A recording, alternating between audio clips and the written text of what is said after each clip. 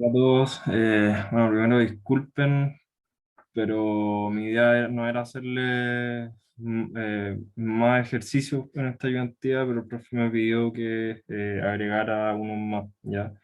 De todas formas, estos ejercicios les van a servir para la prueba, así que nunca yo creo que está de más tener unos ejercicios hechos por ahí, ¿ya? Bueno, este ejercicio nos dice que un paraguas ha sido idealizado como un ensamblaje de tres elementos flexibles con masas puntuales en los nodos de la figura, ¿ya? Este sistema supuestamente simula un paraguas, ¿ya? En donde, bueno, aquí tenemos como el palo del paraguas, ¿ya? Y acá arriba se podría ver como la parte de arriba del paraguas, ya que se puede eh, esquematizar de esta forma, ¿ya? Entonces nos piden identificar los grados de libertad para representar las propiedades elásticas y determinar la matriz de rigidez. Desprecie las deformaciones axiales en todos los elementos. Luego nos piden identificar nuevamente los grados de libertad para representar las propiedades inerciales y determinar la matriz de masa, ¿ya? Aquí nos piden, si se fijan, nos piden los grados de libertad para en función de una cosa y después los grados de libertad en función de otra cosa, ¿ya? Lo que pasa es que, si se acuerdan, en un sistema, en una estructura, en verdad uno podría tener millones de grados de libertad, ¿ya? Pero uno al final busca solamente los grados de libertad que le importa analizar, ¿ya? Entonces, por eso acá nos preguntan por los grados de libertad, pero como con distintas miradas, ¿ya? Después, formule las ecuaciones de movimiento que gobiernan los grados de libertad de la parte B, cuando la excitación es primero el movimiento horizontal del suelo, ¿ya? Después el movimiento vertical del suelo, después el movimiento del suelo en dirección BD, el movimiento del suelo en dirección BC y el movimiento de balanceo del suelo en el plano de la estructura, ¿ya? Entonces, para la parte A, eh, acá traté de poner en la pauta como lo más detallado posible cada paso. Entonces, para la parte A, las propiedades elásticas del paraguas, sin tener en cuenta la deformación axial de los elementos, se representan mediante los grados de libertad siguientes, que son los tres desplazamientos de traslación y las tres rotaciones, ¿ya? Entonces, em, vamos a tener, acuérdense que estamos viendo identificar los grados de libertad para representar las propiedades elásticas, ¿ya? Y poder así determinar la matriz de rigidez, ¿ya? Entonces, para poder hacer eso, nosotros acá tenemos 6 grados de libertad, ¿ya? Donde vamos a tener estos 3 grados de libertad traslacionales, ¿ya? En dos sentidos, y los tres otros grados de libertad de rotación, ¿ya? Porque acá tenemos, por ejemplo, 2 grados de libertad de traslación verticales diferentes, porque como nosotros tenemos acá una rotación, ¿ya? Entonces, si nosotros rotamos esta estructura, al final vamos a tener un desplazamiento, por ejemplo, de U3 acá y el desplazamiento de U2 por acá, ¿ya? Entonces, al final, Em, por más que si solamente en el caso de que hubiera una rotación nomás acá del paraguas y estos desplazamientos sean en magnitud iguales pero en sentido diferentes, se tienen que ver como 2 grados de libertad diferentes, ¿ya? Entonces, em, ahí tendríamos los 6 grados de libertad que nos sirven para la parte A.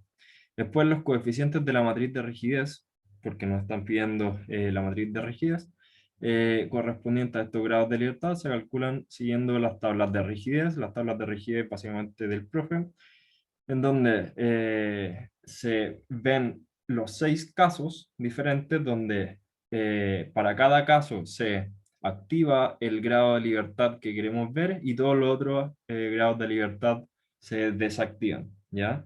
Entonces, para el primer caso, se aplica un desplazamiento unitario de U1 igual a 1, mientras que los otros desplazamientos son 0, ¿ya? Entonces se identifican las fuerzas elásticas resultantes, la fuerza elástica o, al final, las fuerzas elásticas uno las puede tomar como fuerzas de flexibilidad o rigidez. Acordarnos que eh, la flexibilidad es la inversa de la rigidez, ¿ya? Pero cuando uno le llama como fuerza elástica, al tiro uno lo puede asociar como las fuerzas de rigidez resultantes. Y por estática entonces se obtienen los coeficientes de rigidez, ¿ya? Que vendrían siendo los K, ¿ya? Los K minúsculos, ¿ya? Entonces, em, para el primer caso, para el primer grado de libertad, se ejerce un desplazamiento unitario 1 igual a 1 y todos los otros se dejan 0. Entonces nos va a quedar una estructura de este tipo, ¿ya? ¿Qué es lo que hicimos? Fue activar únicamente este grado de libertad y todos los otros 0. Entonces, ¿qué pasó con nuestra estructura? Se movió, en este caso, para la derecha, ¿ya? Y quedó esta deformada y eh, en nuestro grado de libertad, nuestras rigideces quedaron de esta forma, ¿ya?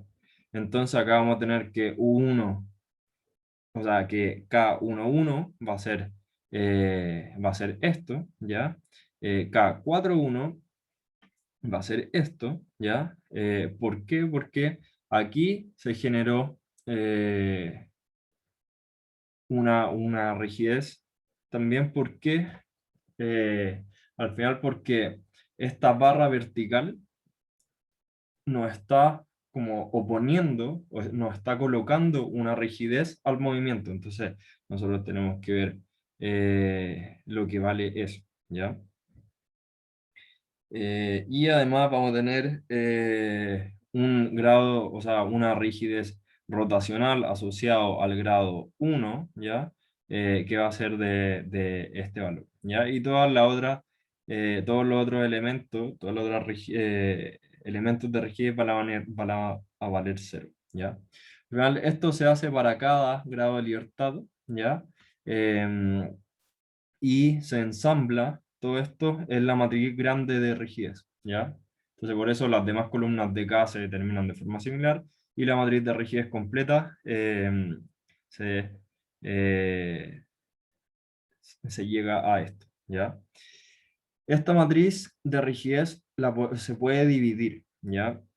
En donde cada cuadrante representa algo. En este caso, aquí yo les pongo la matriz de rigidez puede escribirse en forma parcializada o como desglosada de esta forma, donde acá está K sub tt, K T0, K0T, K00. ¿Ya? ¿Qué significa esto? Significa que donde el subíndice T identifica el desplazamiento translacional, es decir, U1, U2 y U3, y el subíndice 0 identifica los desplazamientos rotacionales, ¿ya? Que vendría siendo U4, U5 y U6, ¿ya? Entonces, en función de eso, esta matriz de rigidez grande, toda esta submatriz va a ser una submatriz, una matriz de puros grados de libertad correspondiente a traslaciones, ¿ya? Después, esta otra parte de la matriz va a corresponder a rotaciones y los otros, las otras submatrices, ¿ya? Van a ser elementos que van a ser la interacción entre estos dos tipos de grados de libertad, ¿ya? Y además, recordar que esta matriz siempre es simétrica, por lo tanto, eh, esta submatriz y esta submatriz siempre van a ser al final eh, la opuesta, ¿cierto? La, la opuesta, ¿ya? Bueno, entonces ahí ya tendríamos la parte A, después la parte B, nos preguntan identificar los grados de libertad para representar las propiedades inerciales y luego determinar la matriz de masa, ¿ya? Acuérdense que las inercias tienen que ver con la masa, ¿ya? Por eso nos preguntan estas dos cosas por separado y por eso las preguntan de esa forma. Entonces, para la parte B, los grados de libertad que representan las propiedades inerciales son los tres desplazamientos de traslación U1, U2 y U3, ¿ya? ¿Por qué pasa eso? Porque cuando uno quiere desplazar algo, o sea, esto es como igual una explicación media vaga, pero es como más o menos lo que yo entiendo. Cuando uno quiere desplazar algo, uno como que se demora un poco para sacarlo del estado de reposo, por así decirlo, ¿ya? Entonces, por eso está asociado a esa inercia. ¿ya? Y por eso al final ese desplazamiento, esa aceleración, va a estar asociada a esta inercia, ¿ya? Entonces por eso los grados de libertad que representan las propiedades inerciales van a ser estos tres desplazamientos, que van a ser, eh, da lo mismo en esos dos sentidos diferentes, ¿ya? Entonces, para obtener los coeficientes de la matriz de masa para estos grados de libertad, primero se aplica una aceleración unitaria, aceleración 1 igual a 1, mientras que las demás son 0, ¿ya? Entonces, en este caso vamos a acelerar el grado de libertad 1, por ejemplo, para la derecha, ¿y qué va a pasar? Este grado de libertad, este nodo, se va a llevar en la misma dirección esta masa y esta masa, ¿ya? Entonces se va a llevar cinco masas, ¿ya? Por eso la masa del grado de libertad 1 con respecto a uno se va a llevar cinco masas, ¿ya? Em, y así, pero ¿qué va a pasar con los otros elementos? En este caso, eh, si es que nosotros nos movemos en una aceleración horizontal, entonces no va a haber una inercia con respecto al sentido vertical, ¿ya? Entonces, por eso la masa del grado de libertad 2 con respecto al movimiento que se genera con el grado de libertad 1 activo va a ser cero, ¿ya? Porque en el sentido vertical no está pasando nada, ¿ya? Entonces, por eso es cero. Em, Después, a continuación se aplica una aceleración unitaria de la aceleración 2 igual a 1, mientras que el otro es 0, ¿ya? ¿Qué pasa acá? Que si bien estos dos grados de libertad son verticales, la aceleración que se está aplicando en un eje, ¿ya? Entonces nosotros estamos aplicando solamente en este eje. Por eso, en este caso, bueno, no va a pasar nada por el eje horizontal, entonces este va a ser cero. En nuestro grado de libertad 2 vamos a tener una aceleración, por lo tanto vamos a tener un valor de m para ese grado de libertad, pero para el grado de libertad 3 con respecto a 2 vamos a tener cero, porque en este eje no hay ninguna aceleración, ¿ya? Entonces por eso va a valer cero, ¿ya? Y ojo que esto que estamos haciendo, de alguna forma estamos creando esta matriz diagonal, que por lo general es como son las matrices de masa en estos sistemas, ¿ya? Después se hace lo mismo para el grado de libertad 3 que es similar, es lo mismo que lo que se hizo anteriormente, ¿ya? Entonces la matriz de masa finalmente va a ser una matriz diagonal, ¿ya? Donde en este caso vamos a tener m por eso, 5, 1, 1, ¿ya? Lo que sacamos antes, ¿ya? Después la parte C, tenemos lo que nos preguntaban, era formular la ecuación de movimientos que gobiernan los grados de libertad de la parte B, cuando la excitación es de cinco diferentes formas, ¿ya? Entonces,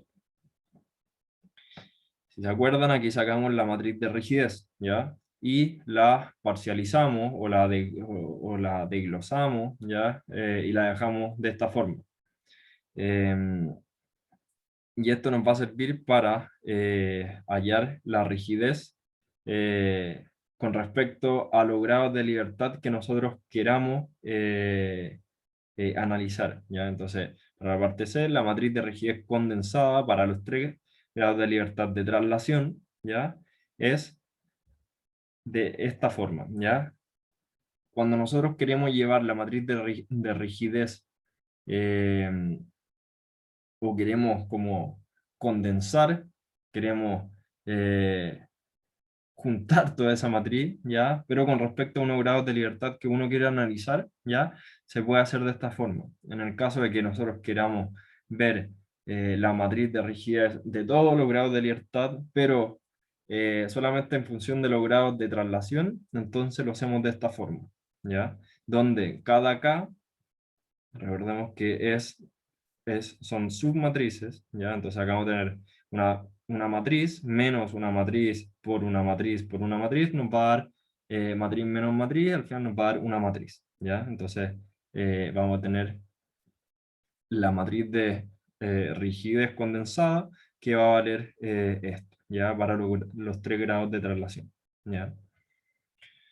Que va a ser el grado U1, U2 y U3, ¿ya? Después, las ecuaciones que rigen los grados de libertad de traslación son de esta forma, ¿ya? Al final, esto viene siendo la ecuación de movimiento, donde tenemos una m, o sea, perdón, tenemos, eh, o sea, sí, sí, vamos a tener nuestra constante de masa por nuestra aceleración, ¿cierto? Eh, Vamos a tener m por u dos puntos más k por u, ¿ya? Igual en este caso, como es vibración libre, igual a cero, que vendría siendo lo mismo que esto, solamente que en este caso vamos a tener vectores, ¿ya? Donde los vectores se pueden escribir así o como, ¿ya? Después, si la excitación es un movimiento horizontal del suelo, como U de G de X, ¿ya? Los desplazamientos totales y relativos están relacionados a esta forma, ¿ya? Donde sustituyendo la ecuación F en la ecuación E, que es esta, nos va a quedar esto, ¿ya? Es simplemente reemplazar. Después, si la excitación es un movimiento vertical del suelo, recordar que tenemos grados de libertad verticales y otros horizontales, ¿ya? Entonces, dependiendo de eso, eh, nuestra respuesta va a ser diferente, ¿ya? En este caso, en el caso de arriba, nosotros tenemos un movimiento horizontal, ¿ya? Por eso acá vamos a tener este valor activo y estos dos valores inactivos, porque esos valores están en el sentido vertical, ¿ya? Y esto al revés, ¿ya? Entonces al final se hace de la misma manera. Después sustituyendo la ecuación H y la ecuación E, que es esta, se obtiene una ecuación matricial cuyo lado izquierdo es igual al de la ecuación G y al derecho. Es de esta forma, ¿ya? Y al final hacer lo mismo. Después, si la excitación es el movimiento del suelo U de G, o sea, UGBD, en la dirección BD, se hace de esta forma. Ya aquí se tiene que sacar, digamos, cuánto vale este movimiento, ¿ya? Pero en función de un ángulo, ¿ya? Entonces, acá nosotros, si vemos la figura, nosotros tenemos las dimensiones de cada lado, entonces nosotros vamos a tener un, eh, un plano, un eje que va a ser BD, entonces nosotros podemos sacar cuánto vale, por ejemplo, una reacción ahí o una rigidez en ese sentido, ¿ya? Entonces simplemente se tiene que multiplicar, acá lo multiplicamos, ¿cierto? Por un 1 partido raíz de 2 ya que vendría siendo por un coseno de 45, un seno de 45, ¿ya? Por U de GBD, ¿ya? Entonces, sustituyendo nuevamente la ecuación J en la ecuación E, se obtiene una ecuación matricial cuyo lado izquierdo es igual al del de la ecuación G y al lado derecho es de esta forma, ¿ya? Entonces lo mismo. Después se hace nuevamente si la excitación es el movimiento del suelo UGBC en no sé en inglés, en la dirección BC, ¿ya? Entonces se hace de esta forma, ¿ya? Que al final es lo mismo que lo que hicimos anteriormente, ¿ya? Bueno, esto es lo mismo y si la excitación es un movimiento oscilante del suelo definido por la rotación en sentido contrario de la aguja del reloj, ¿ya? en el plano de la estructura. Entonces, para esto usamos los grados de libertad de rotación, ¿ya? Porque estamos viendo giros. Y sustituyendo la ecuación n en la ecuación e, se obtiene una ecuación matricial cuyo lado izquierdo es igual al de la ecuación g y el lado derecho viene dado por esto, ¿ya? Y ahí tendríamos esta pregunta.